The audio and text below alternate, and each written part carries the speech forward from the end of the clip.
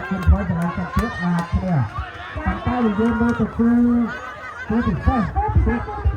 ติดแหวนนะคือไว้คือว่าดักโคที่เดินในกันหนองฝากมาได้คือจะตกหักใคร